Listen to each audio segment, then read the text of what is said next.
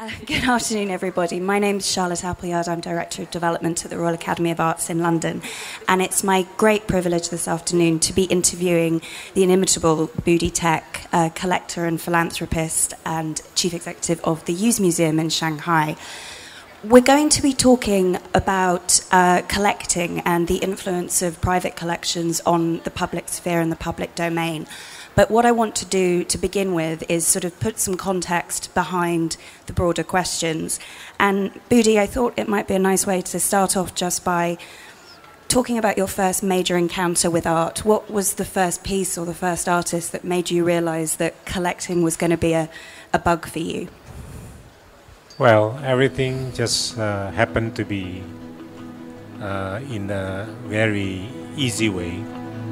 A piece of artwork that I collected, not anymore maybe relevant now, but for me that was the first work that I ever collected, the contemporary artwork. So I always give it a place in my heart. So, but after that, then of course you start to be addicted slowly, like doping. So. Yes, that was like 15 years ago. Yeah. And when you began to buy, did you have a strategy, or were you working on gut, or just what you were drawn to? No strategy at all. Everything just like or dislike. Everything maybe we collect by ear, by eyes. The brain was slow at the time, so that's why if you may say. Many artworks has been now still in the warehouse, not relevant to my future, collections anymore. Or even I will be ashamed of showing them to the public. So, but it is part of the learning pattern. So you learn something, you pay the tuition fee, and you grow, and then you start to realize that actually. There's a lot of things to learn, and now I rely a lot with my friends, people like you from the museum, and then curators, scholars, and advisors. So good galleries. So those are people that actually I'm now associate with, and always give me a better knowledge to go further, because art is even. It's moving on. It's not just stand still there. And I'm collecting not the classical pieces. I'm actually collecting a lot. If the so-called uncharted territory or uncharted frontier of the future art. So this is what our team and I actually spend a lot of time to do that. Yeah. So you say you didn't begin with a strategy, but one of the hallmarks of the collection now is very much in creating a dialogue between Eastern and Western artists. Could you expand a little bit on that and how you arrived at that decision? Well, the beginning was not actually planned. Was not actually doing a lot of strategic way of thinking to collect. But now, yes, we do.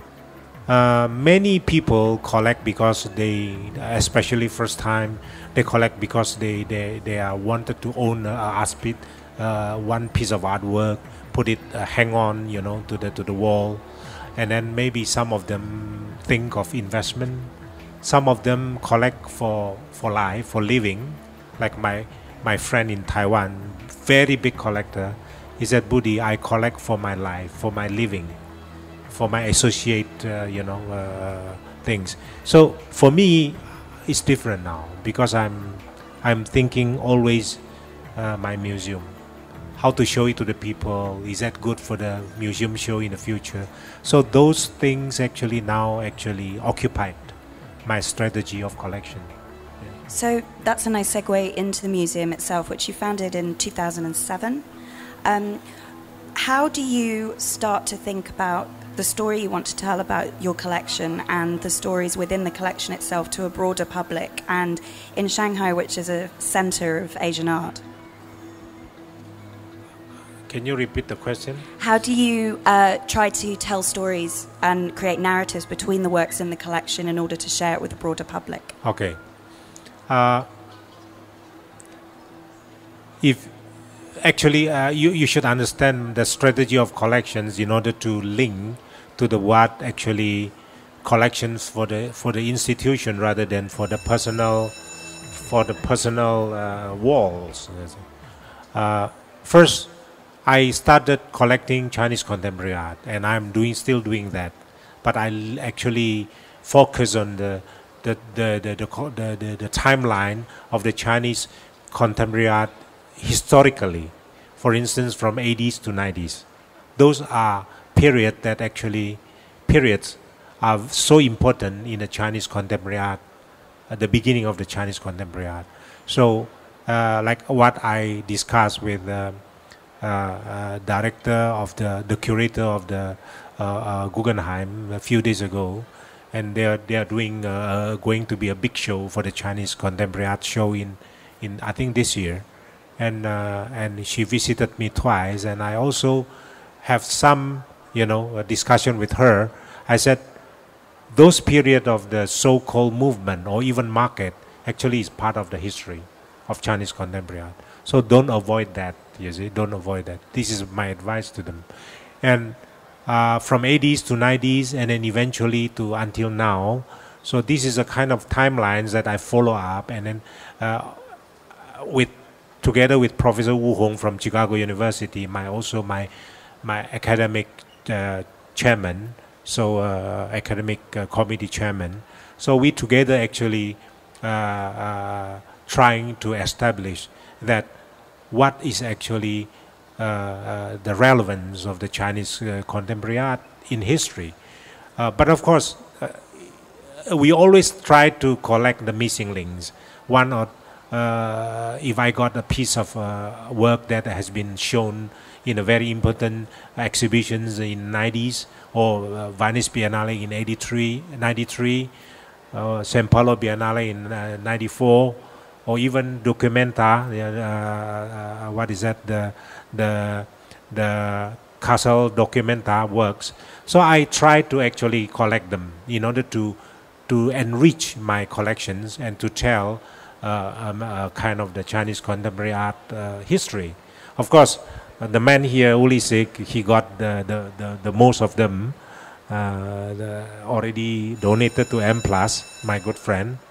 So now, maybe in the private sector, I'm the second one to have a little bit, not complete, but a little bit relevant, a little bit okay with those kind of timeline of Chinese contemporary art history. I enlarged that because I said before I opened the Shanghai Museum, we have the Bali conversation for a few years, and Uli also part of the team. And I said to the team, I said to the committee, I said, I would like to make sure that the Shanghai Youth Museum is also quite relevant to the international art scene, not only Chinese, because eventually I like to break it out. There's no Chinese contemporary, American contemporary, British contemporary. Actually, the contemporary art is contemporary art by itself. You see. So you mentioned that you're the only one of the only ones in the private sector sort of writing this canon, as it were. You're going back to the 80s and 90s Chinese artists who perhaps were less fashionable. Now, the art markets are always subject to fashion, and Asian art's extremely fragrant. Do you feel that those periods have been overlooked by the public institutions, and that actually that's a gap that the youths can fill? I'm lucky, actually. The history give me a mission. Because there's not many museum collecting those artworks, those works during 80s and 90s, you see, and I still have a chance to do that. So I need to take the initiative to actually to fill in the kind of the mission, and eventually those mission actually should be fulfilled by the government museums or by the established museum. And now, if you see the museum movement in China has been so rapidly developed for the last 3 to 5 years. and also we participated in this movement. And I believe a decade or two, there's so many museums can be considered a quality museum, and they will start to collect those works. And I'm quite early bird, get the worm. So I think that those actually opportunity, I'm quite really thankful to do that. You see. In the US and Europe, there's a sort of good 200, if not longer, year history of relationships between private patronage and public institutions, whether that's Rockefeller, Guggenheim, Duveen, etc. Private museums, like your own, are starting to spring up across Asia, but there still seems to be quite a boundary between public collecting and private collecting. Do you think that's the case? Do you see it changing? I think it's going to change. Start from me. And major museums in the West, they started from the humble private collection and eventually evolved to be a public ones. And they are very much respectful now because they really rally the public support in order to grow the collections as well as the programmings. So youth museum will follow that kind of pattern. And I already announced actually piece by piece that youth museum will be a public museum eventually. So we are looking for the second museum to establish the collection, permanent collection museum in the region, maybe in Guangzhou, maybe in Shenzhen, maybe in Shanghai. We are still now discussing with the government agencies or the district government. They are so supportive. They said, Budi, come, we will give you the best locations. Of course, I'm now, again, look like a 18 years old beautiful lady. So everyone wanted to, to get me. So then I must choose, what is the best for us.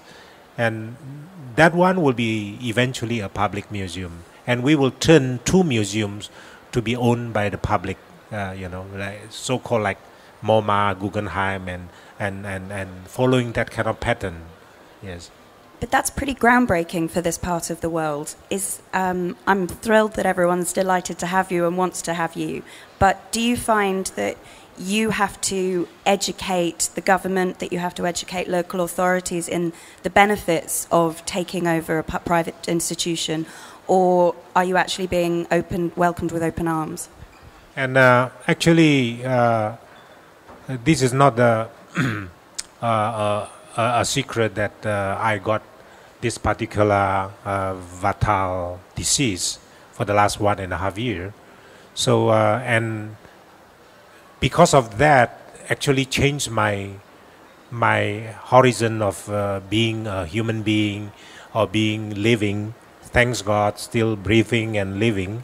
So I'm quite thankful. Actually, every day I felt that I'm still a kind of the useful person, and I actually transfer that not sympathy, but a kind of the braveness of facing life and death situation to the energy, to the positive energy. And I want to tell the people that I may be a kind of the a man waiting in the dying, a period of I don't know how to explain it, but you as a government people, you should think of the future of China in terms of art. So because art is everything, art is actually beyond science, ahead of science, ahead of everything. So in order to establish the so-called soft power, and the government also try to actually encourage the local, the private people to together helping the government to establish such a kind of the ambitious establishments. So I'm now ahead of them. I said I want to donate most of my collections to this institution, and I wanted to participate in the so-called private turn public. So and this is what actually I can see a lot of support from corporations, private collectors, from the government officials, from even friends, my friends. They all support me, and I think that is the time for us to make it different, actually. You obviously have gone through this extraordinary few months where you've been so completely faced with your own mortality. What has that done to focus your mind with regards to the importance of the collection staying together and the collection being available for generations to come and a broader public? Since I own a museum, naturally I will think to leave it to the museum, and then of course in Shanghai the museum is not big enough for my collections, permanent collection show, because I collected many mega size works, and then the collection's growing every month, because I'm still buying a lot, in order to be not ashamed facing Uli, he got so many collections in M+. So there's always not competition, but always try to make it sure that we are not second class. Yeah. Friendly respect. So that is a kind of the urge, actually, in my heart. So naturally, then we will do something to make sure the collection will be intake through the permanent collections of the public foundation, through the family trust permanently loaned to the museum. So so those kind of vehicles actually we are now designing in order to make sure the museum got a very fantastic collection. Yeah. It might seem like a boring note, but it's not one to ignore. Europe and the States have tax vehicles set up to enable collectors to do this. You're able to claim that money back in lieu of inheritance tax, etc. Are you finding that you have to help China understand ways that people can be incentivized to give art to the public? That is what my friend told me. Budi, you don't have business in China. I don't have business in China.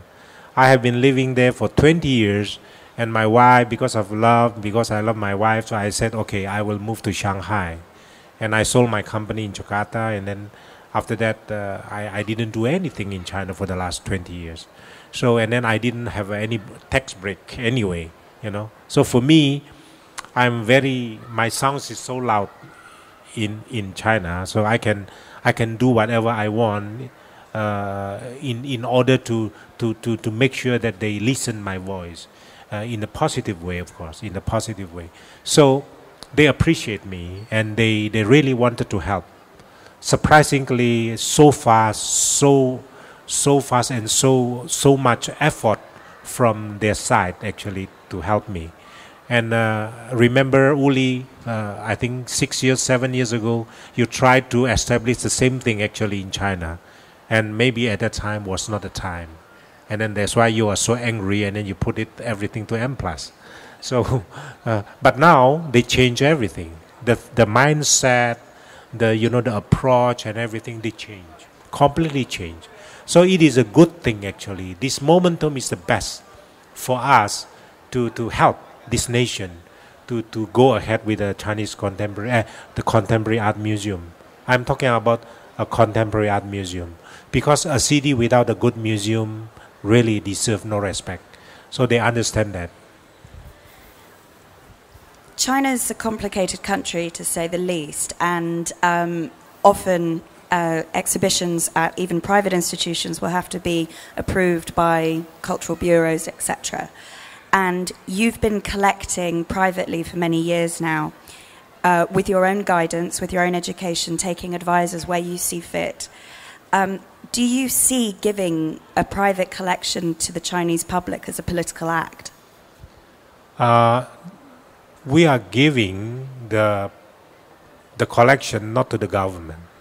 This is a private public. It's owned by the Board of Trustees, will be supervised by people like me, like Uli, like everybody, maybe, establish a kind of board of trustees to supervise this collection. we will not have anything to do with the government money. If the government money coming into the museum is the museum, not the foundation. This is what I'm going to establish that. And if the foundation cannot be, I cannot get the foundation in China, I will do it in Hong Kong. There's no problem at all. And in the same time, you will be very surprised that if you go to Taiwan to ask for the exhibition, that will be 10 times difficult to be approved by the Taiwanese government. I tried to do it, and they said, yeah, you can only do like twice a museum, do one or twice Chinese contemporary art in the Museum of Taiwan. And this topic cannot be done, that topic cannot be done, so difficult.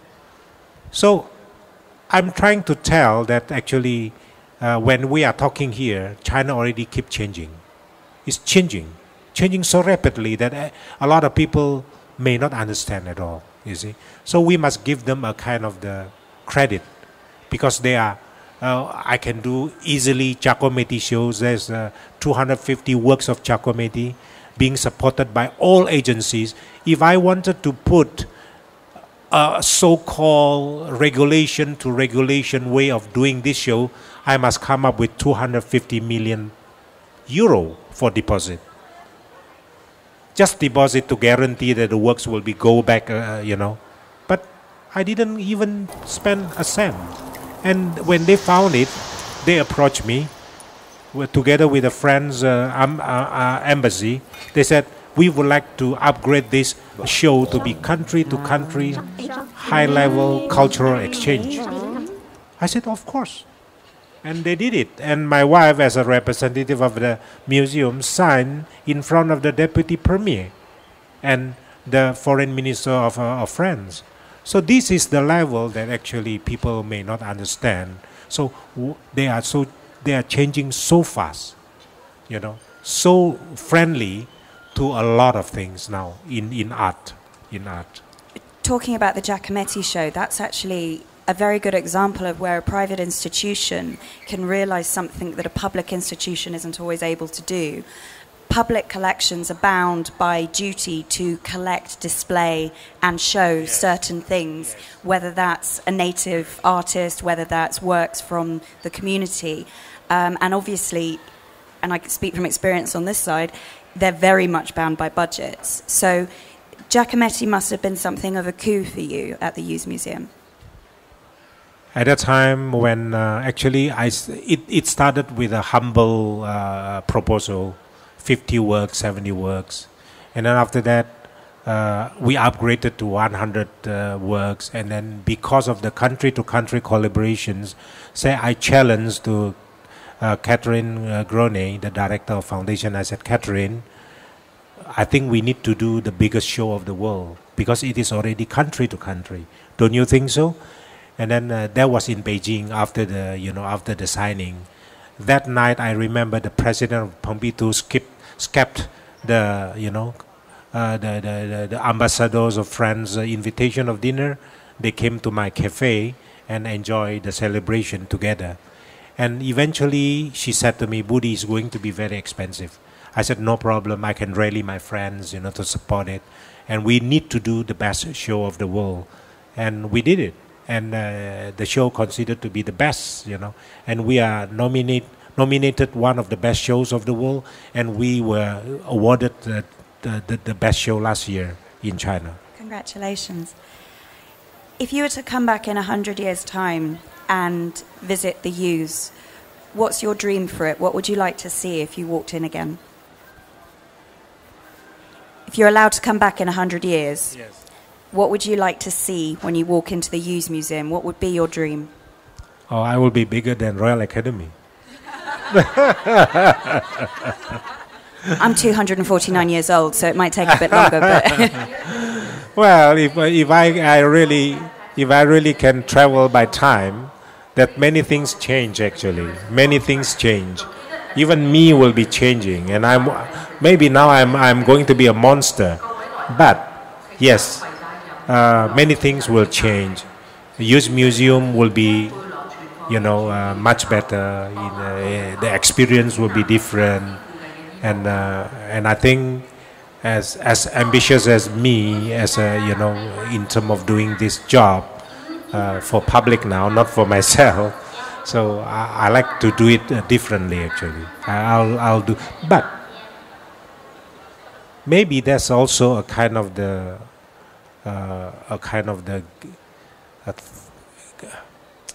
not punishment, just this incident of my fatal sickness actually changed my life. I'm talking here thinking of more public than private because maybe of this. When you are facing life and death situation, you change everything.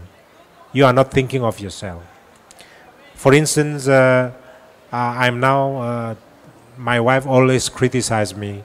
You are already this situation, why you want to do everything?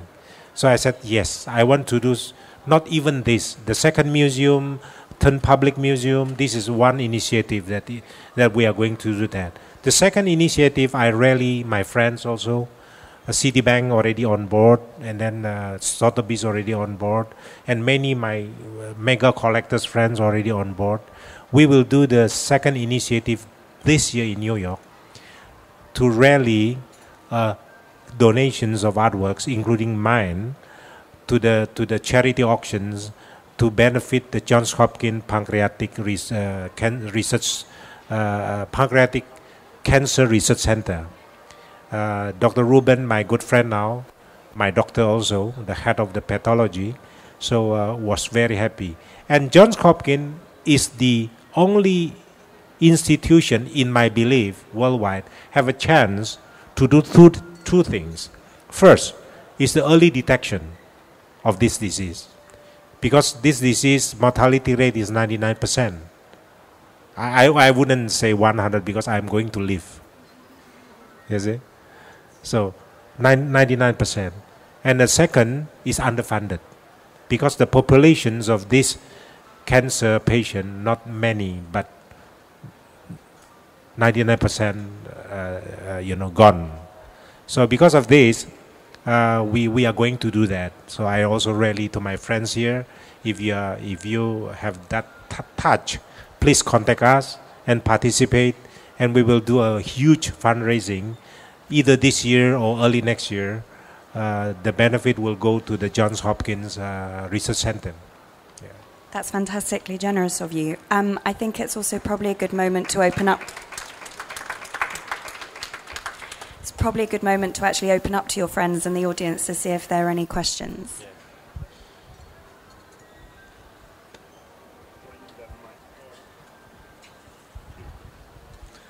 Well, first, let me specify one thing. Your collection is not first class, it's AAA first class. Chinese collection. Your international collection is AAA first class. And yes, I also have a wife criticize me from time to time. Now my question.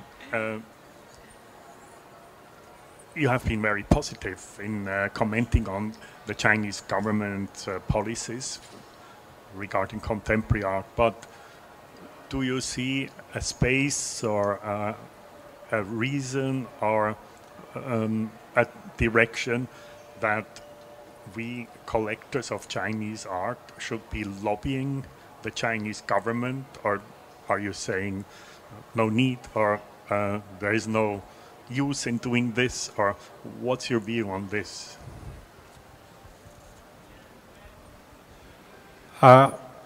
If you are talking about Chinese government, which Chinese governments? Because China is so big, and we will not even talk to Beijing because it's too far away. We are talking about district government.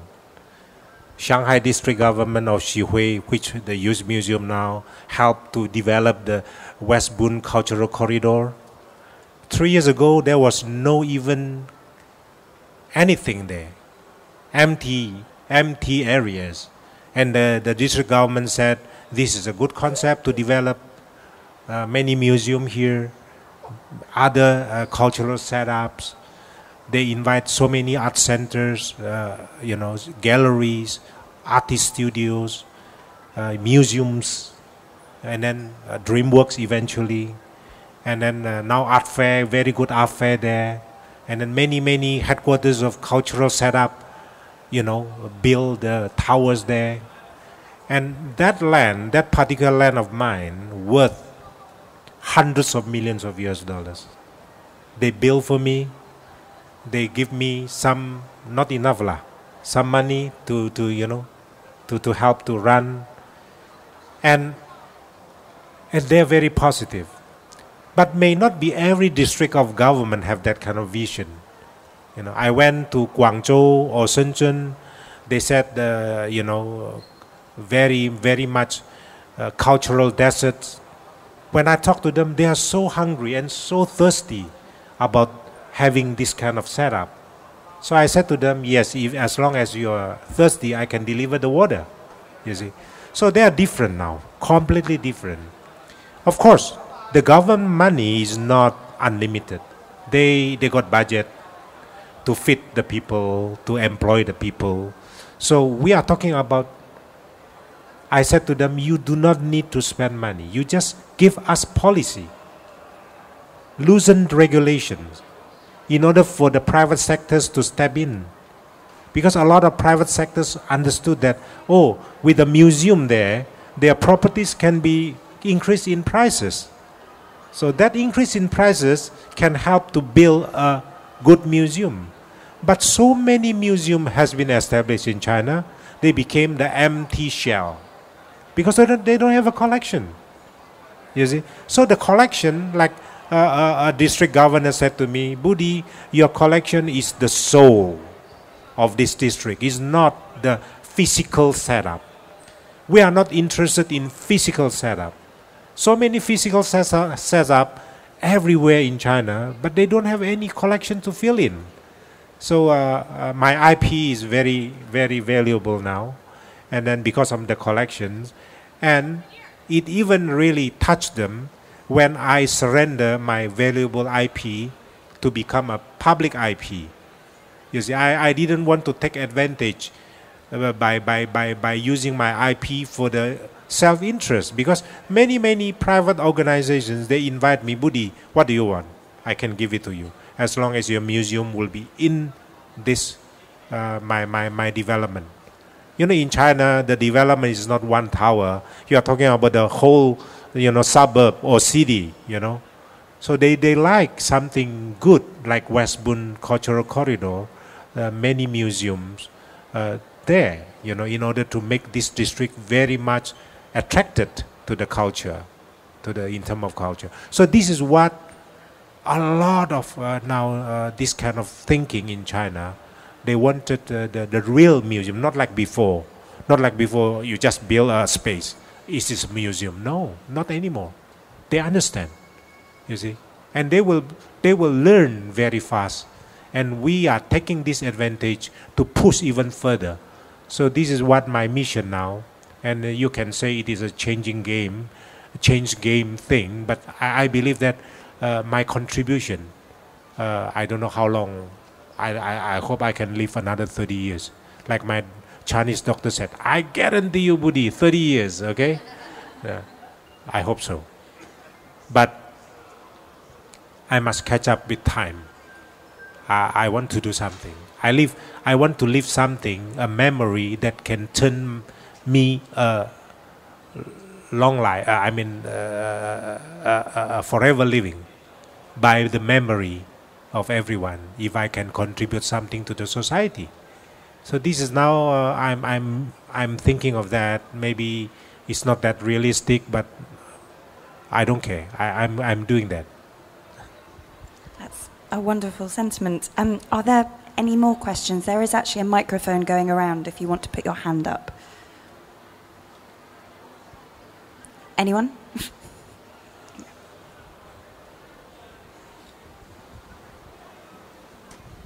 Hello, Budi. I'm Chris Moore from Randian magazine.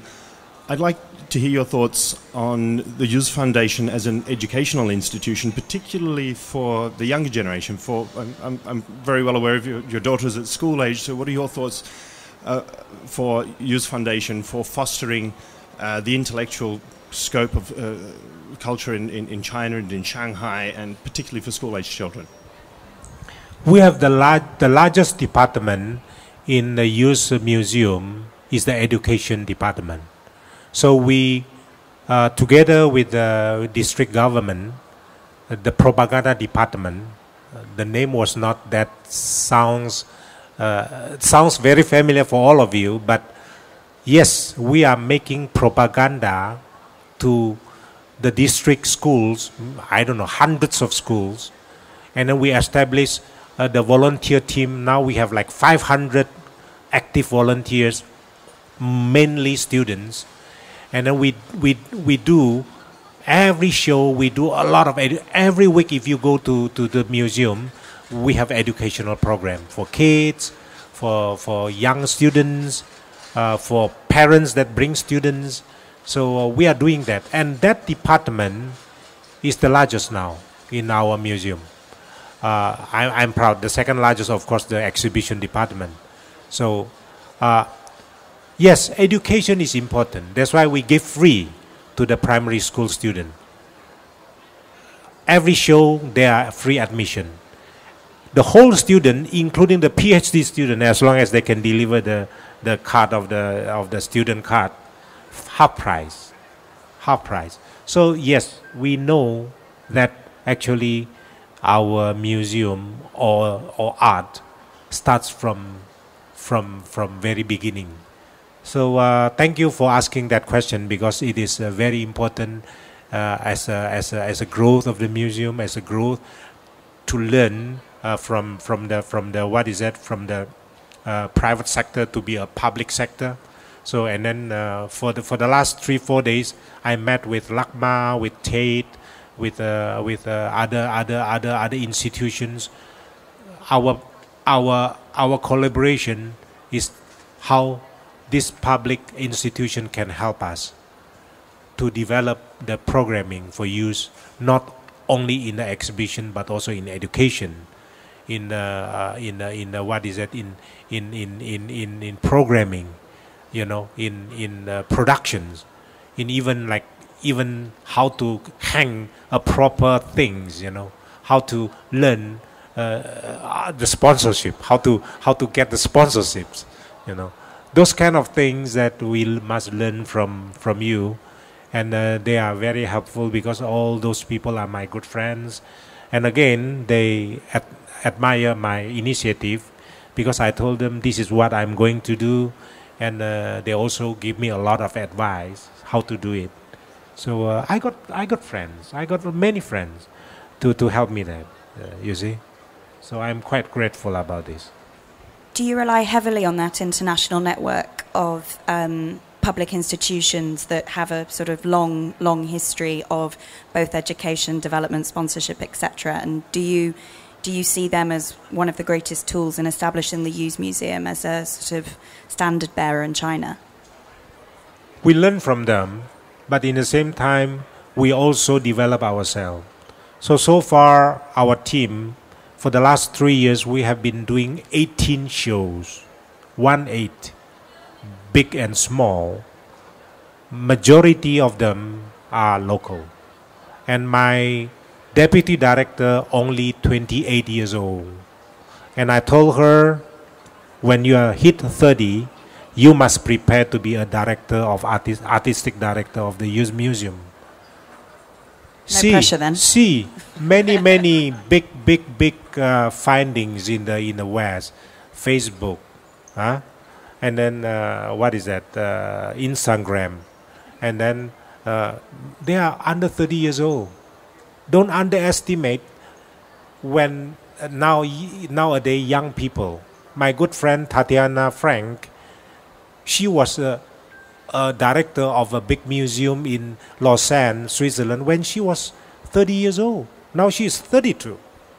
So I used her as the model. I said, see, I brought 7 people this Christmas. We Christmas in Europe. My team also came with me. I said, see her, she will be your model. You will be the director of the museum when you hit 30 years old.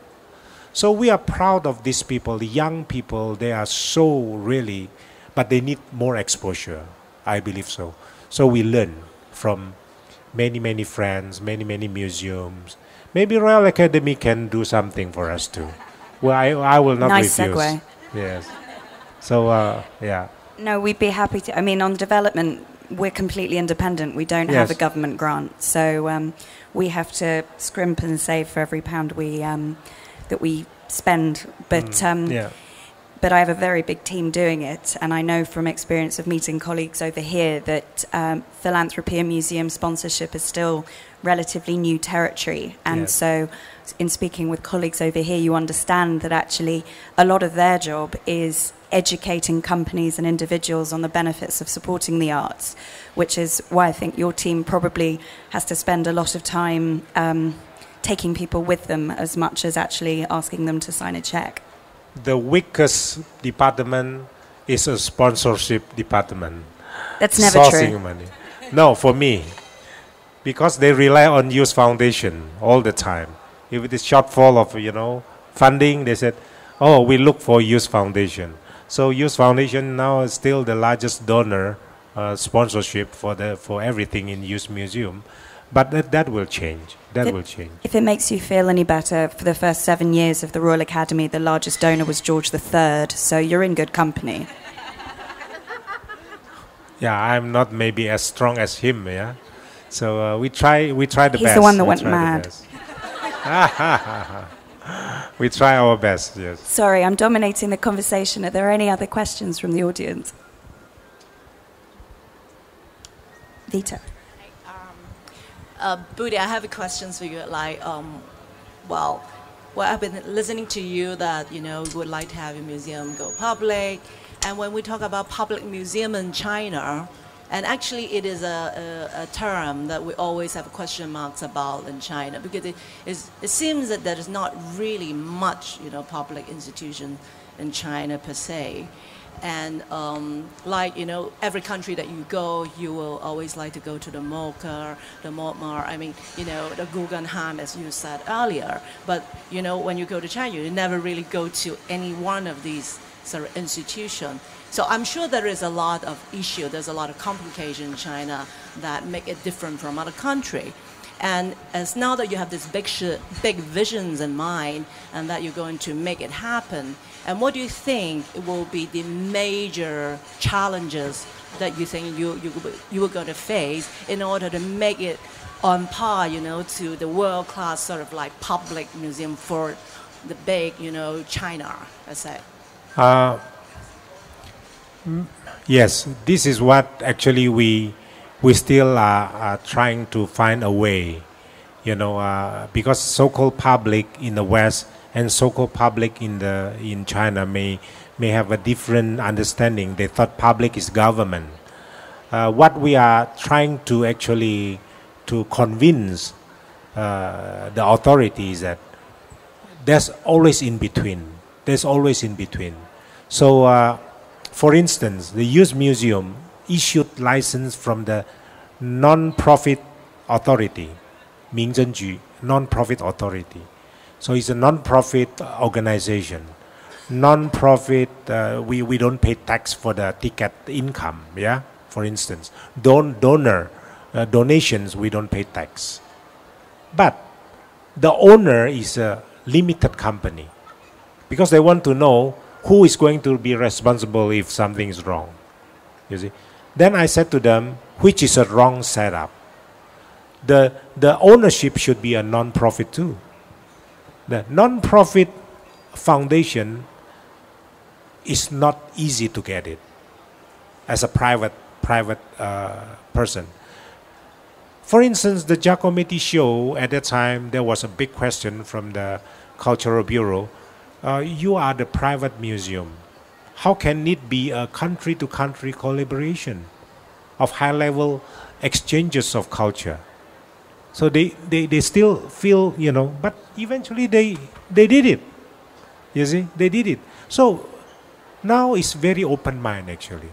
But we need to constantly doing a lot of things. Once it is breakthrough, then everything opened. So I believe we need to have a big effort to do that. But I still believe that is a very big chance that we can do that. We can do that. Have faith. Have faith. So far in Westbourne, we are very happy.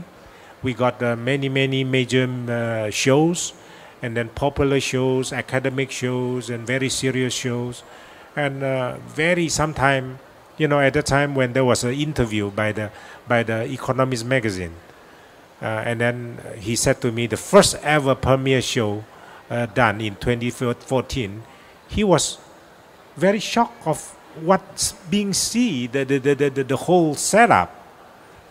And then he made the article, the title was so horrible at that time. I said, oh my God, I must leave this country. I think this is a very bad title. Cultural Revolution. So you can check Economist magazine, Cultural Revolutions, Youth Museum. You can have the article. But inside, very positive.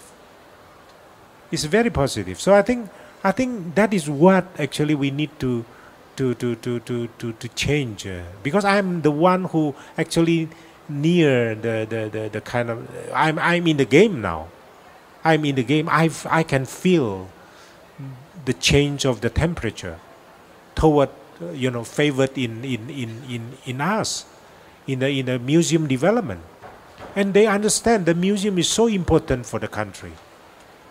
And we need to have more and more museums in China. So this is what we try to do. And tell me it is not hard. It is hard. It is hard. Ask him whether it is easy in Hong Kong. M+ is not easy too. You need to answer to the people. You need to answer to the bureaucrats. And then sometimes maybe people that not relevant to the art is going to be your bosses. You see, it's not easy to. And I'm doing so fast and so job accomplished for the last, and the museum from start to have the agreement with the district government open 2 years. 2 years. Okay. When they found out that I'm quite slow to do this, I said, no, you don't do it. We do it for you. They do it for me. So please have faith in everything, and don't believe in sometime in a so-called democratic or a kind of things are like that. Eventually you elect Donald Trump. You see? Something like that. So we believe in everything, I think, for as long as this is going to happen. Of course, this is what I believe that China is changing, for sure. Looking back now, I think we should probably start to wrap up, but if I may go back to a comment you said right at the beginning. There are the early works that you bought that are maybe in a warehouse that you're ashamed of, but they were the beginning of your journey as a collector and as a museum founder, and there may be a few collectors and potential museum founders in the audience. If you were to give one or two pieces of advice of what you've learnt over the decades that you've been collecting, what would they be? People in China, especially the artists, complain that why Budi showing so many Western works, Western artists, a big show of Western contemporary art. Then I said to them, because you are not doing very good job. Because I want to show your counterparts in the West, from very young, matured or very matured artists, what they are doing. You should learn. You are just don't close the door and make the car, in Chinese saying, you see. So I was not very popular in a certain extent actually, but now they understand. They understand. So yes, I have difficulty now to find a very good artist. That's why my focus is actually from 80s to 90s. The historical works, fantastic works, super works. But up to now, I'm so difficult to get so-called good works. But now the Youth Museum started to have another strategy to dig in the so-called unnoticed artists. They are already 40, 50 years old. They are being ignored for decades. They are doing a lot of things by himself, herself. So we start to dig in. We did a show now, Shenzhen-based artist, so popular. And suddenly she became the star. And then in September we will do another artist, not even being noticed. People know his name and as an artist, but nobody care of him. So he will be he will have a solo show with us. So we found out that this is very much actually satisfied me. I can collect their works. Actually, it's going to be the third one. The first one was Zhang Jianjun, also being ignored. And then he went to New York, and then, as a professor now. And then now we found him last year. And this year we have Jolie, and September we have another artist. So, and that actually satisfied me. I can collect their works, I can introduce to the world, and I encourage them to do more academic shows. Don't think of market. So I think Uli, you may have the same experience. So we give them a big bang actually to this world. I said, if you want to be good, see what people are doing from the West. So those also my job actually to be like a tiger mother, to the art scene, tiger father, to tell them in a very serious way, rather than spoil them buying their works and then eventually end up in a warehouse. Budi, I think we could probably listen to you all day, but thank you so much for your time and in a particularly busy week, giving everybody a chance to get a glimpse into what your ambitions are for the Youth Museum. Thank you. Thank you, Charlotte. Thank you so much.